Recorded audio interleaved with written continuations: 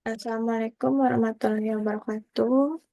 Perkenalkan nama saya Jian Salsabila dengan NIM 22343090 dari Prodi Informatika.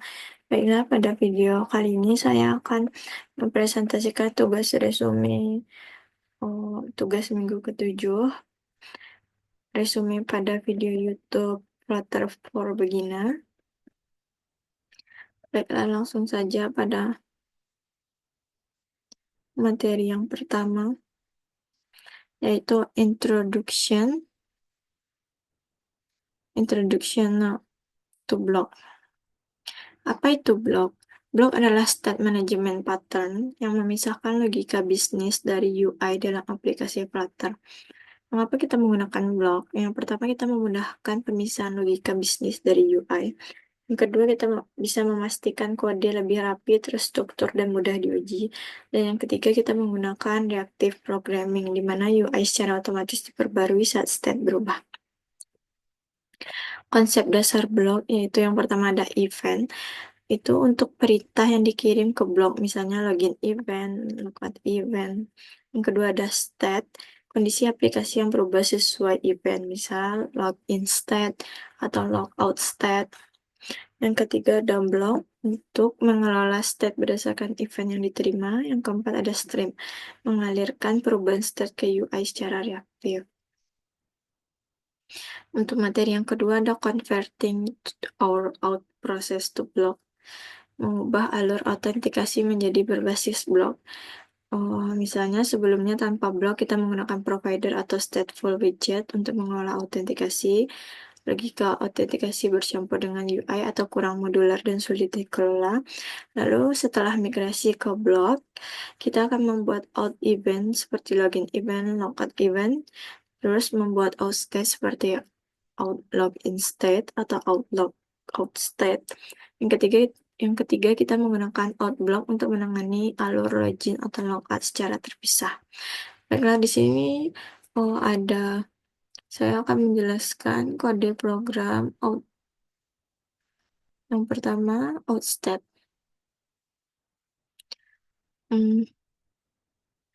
Program ini mendefinisikan out state, yaitu state management untuk proses autentikasi dalam aplikasi Flutter yang menggunakan blok. State ini digunakan oleh outblock untuk menentukan status autentikasi pengguna. Yang pertama, kita mengimpor library dulu. Lalu selanjutnya di sini kita menggunakan superclass untuk outstate.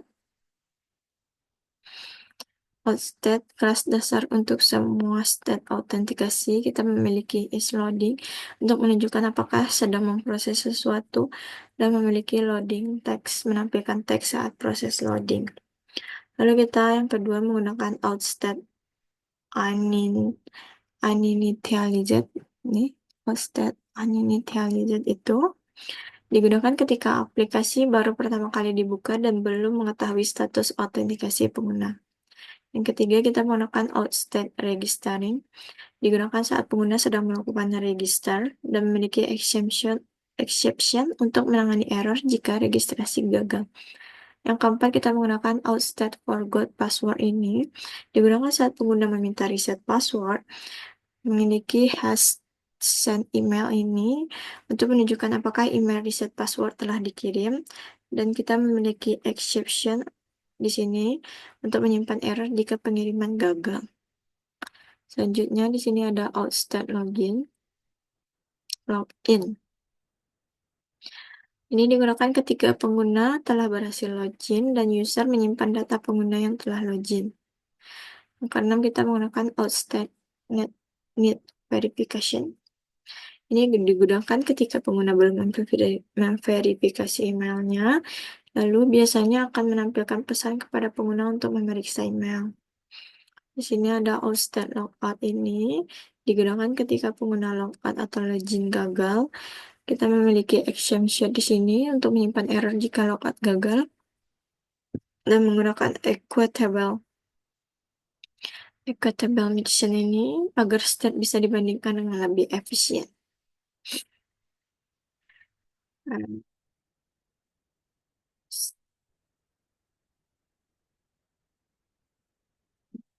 Di sini bagaimana state digunakan? State ini digunakan dalam blog. Contoh penggunaannya itu ada nanti di register view misalnya kan. Out event login out blog ini di sini. Ya akan saya jelaskan lebih lanjut. Oh, di sini state management menggunakan blog membantu mengorganisir status autentikasi dengan baik. Kita bisa memisahkan logika bisnis dari UI. Yang ketiga, kita menggunakan equitable untuk optimalisasi perbandingan state dan dapat digunakan dalam Outlook untuk menangani berbagai status autentikasi. Selanjutnya ada penjelasan program Outlook.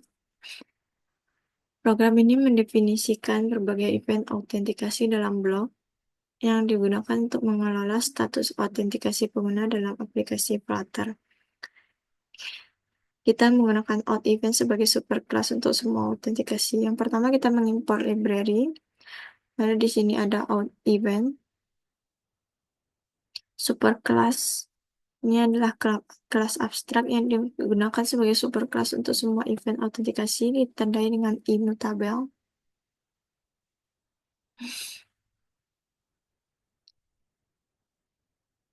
Lalu sini ada out event tinializaji. Out event tinializaji. Out event initializaji.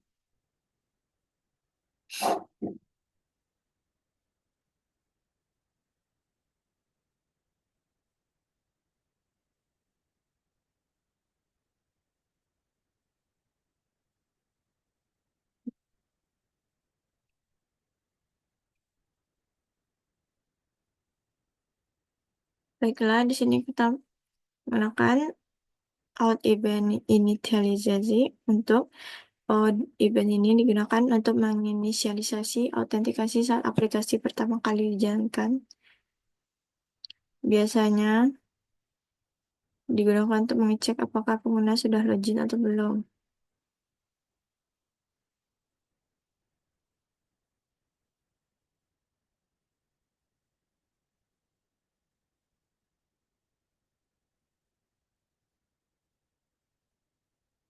Lalu kita menggunakan out events and email verifikasi. Event ini digunakan untuk mengirim ulang email verifikasi kepada pengguna. Biasanya dipanggil setelah pengguna berhasil registrasi tetapi belum memverifikasi emailnya. Ketiga, kita menggunakan out event login ini. Digunakan ketika pengguna ingin login, memiliki email dan password sebagai parameter yang akan digunakan untuk proses autentikasi. Out event register ini digunakan untuk menampilkan halaman registrasi kepada pengguna, tidak memiliki parameter karena hanya berfungsi sebagai pemicu navigasi ke layar registrasi. Out event show register ini digunakan untuk memulai proses reset password, memiliki parameter email opsional jika pengguna telah masukkan emailnya sebelumnya. Kalau ada out event forgot password ini digunakan dalam Outlook untuk menangani aksi si pengguna.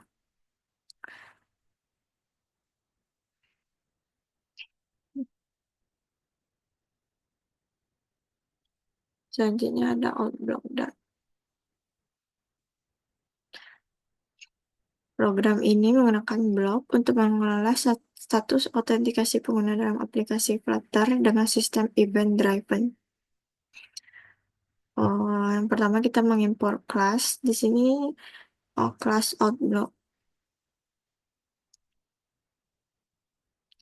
Ini Outlook adalah subclass dari blog out event out state. Out provider digunakan untuk berinteraksi dengan layanan autentikasi. Dan super accounts ini state awal adalah out state uninitialized, menandakan bahwa autentikasi belum dikonfigurasi. Lalu yang selanjutnya ada event registrasi. Event out event show register ini digunakan untuk menampilkan layar registrasi. State berubah menjadi out state registering dengan is loading false, artinya aplikasi siap untuk registrasi. Event lupa password. Sini.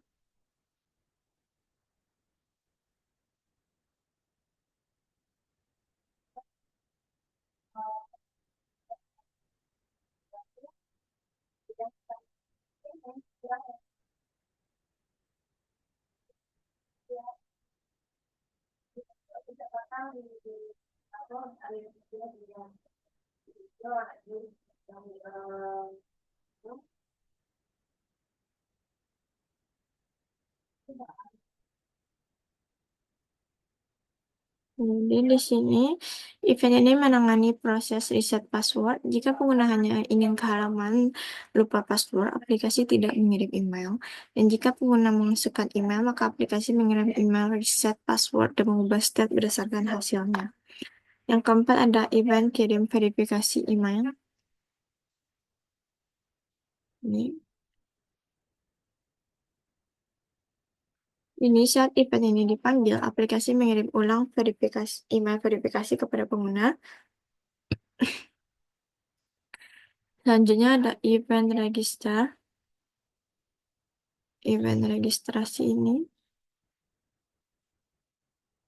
Ini kita membuat akun pengguna dengan create user, lalu mengirim email verifikasi setelah pendaftaran, lalu jika berhasil, state berubah menjadi out state need verification. Dan jika gagal, state out state registering dengan exception. Lalu selanjutnya kita event inisialisasi aplikasi.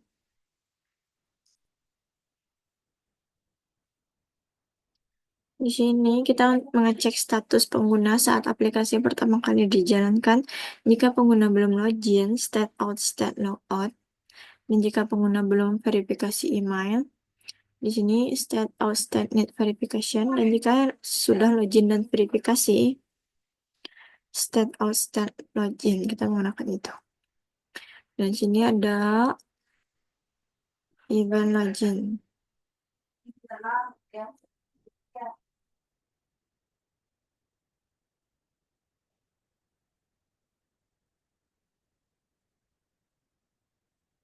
Di sini pada kode program ini saat pengguna login, aplikasi akan menampilkan pesan loading. Jika berhasil, yang pertama jika email belum diverifikasi, kita menggunakan state out state need verification. Dan yang kedua jika sudah diverifikasi, state out state login. Dan jika gagal, state tetap out state logout dengan exception.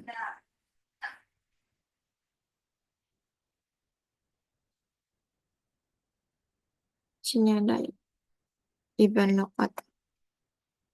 Ini memanggil provider logout untuk menghapus sesi pengguna, dan jika berhasil state out state logout, dan jika gagal tetap out state logout tetapi dengan exception. Program ini menggunakan blok untuk mengelola autentikasi pengguna secara terpisah dari UI. Setiap event out event menangani aksi spesifik seperti login, logout, registrasi, dan lain-lain. Yang ketiga state out state akan berubah berdasarkan hasil eksekusi event. Baiklah, pada materi yang ketiga, handling out block exception during login atau menangani error saat login menggunakan blok. Tantangan yang dihadapi tanpa blok itu yang pertama, error sering ditangani langsung di UI. Yang kedua, jika terjadi kesalahan password salah, jaringan error, UI bisa menjadi tidak responsif. Lalu dengan blok kita bisa mengelola error sebagai state.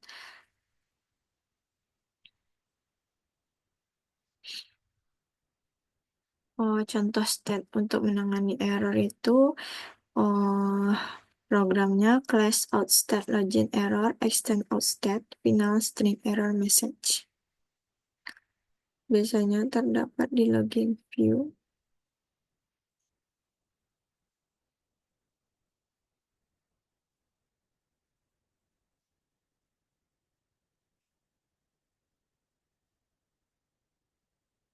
Kita menggunakan block listener. Kebanyakan kita menggunakan block listener. Jadi handling menangani error saat login menggunakan blok itu, keuntungannya error ditangani dengan state yang terpisah dari UI dan UI bisa otomatis merespon error tanpa banyak if else. Baiklah, pada materi yang keempat kita moving to block for routing and dialog atau menggunakan blok untuk navigasi dan dialog. Jika sebelumnya tanpa blok navigator push dan dialog show dialog langsung dipanggil di UI, masalahnya itu sulit mengelola navigasi secara global tanpa bercampur dengan UI. Makanya kita menggunakan ke blok. Setelah migrasi ke blok, kita menggunakan state untuk menentukan kapan harus berpindah halaman atau menampilkan dialog. Dan yang kedua, kita bisa memisahkan logika navigasi dan UI. Di sini kita menggunakan loading dialog ini. Yang pertama kita mengimport kode program ini fungsi untuk menampilkan dialog loading di aplikasinya. Tujuannya untuk menampilkan dialog loading dengan teks keterangan. Yang kedua, mencegah pengguna menutup dialog secara tidak sengaja dan mengembalikan fungsi close dialog untuk menutup dialog ketika proses selesai. Yang pertama, kita mengimport library, mengimport package footer material Dart, lalu mendeklarasikan tipe data close dialog. Ini tipe def close dialog mendefinisikan alias untuk tipe fungsi tanpa parameter yang tidak mengembalikan nilai. Digunakan agar fungsi yang mengembalikan navigator of context pop bisa lebih mudah digunakan. Yang kedua ada fungsi show loading dialog. Itu fungsi ini menerima dua parameter konteks. Yang pertama konteks dari konten untuk menampilkan dialog dan teks deskripsi yang akan ditampilkan dalam dialog. Yang ketiga membuat dialog loading. Ini alert dialog digunakan sebagai dialog loading. Isi dialog kontennya itu yang pertama ada circulars progress indicator menampilkan animasi dialog. Sidebox ini untuk menambahkan jarak vertikal dan teks untuk menampilkan teks yang diberikan sebagai parameter. Lalu selanjutnya ada menampilkan dialog. Show dialog digunakan untuk menampilkan alert dialog di layar. Lalu selanjutnya mengembalikan fungsi penutup dialog. Ini mengembalikan fungsi yang bisa digunakan untuk menutup dialog. Navigator of content pop itu menutup dialog ketika dipanggil. Dengan cara ini kita bisa menyimpan hasil dari show loading dialog dan memanggilnya nanti untuk menutup dialog.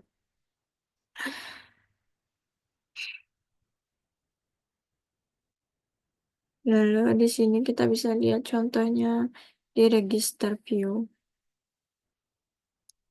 Di sini line 35.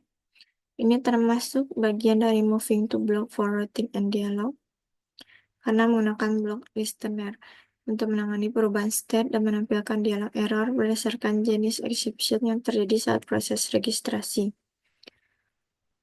Ini menggunakan block listener itu untuk memantau perubahan state dari outblock. Yang kedua, kita menangani error menggunakan dialog. Jika terjadi error saat registrasi, akan ditampilkan dialog sesuai jenis error. Yang ketiga, kita bisa memisahkan logika dari UI. Blok menangani state, sementara UI hanya merespon perubahan state.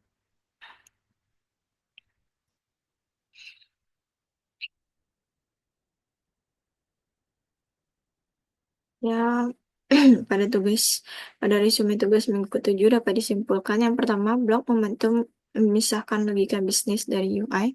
Yang kedua, imigrasi autentikasi ke blok membuat kode lebih modular. Yang ketiga, blok mempermudah penanganan error tanpa mencampurkan UI dan logika.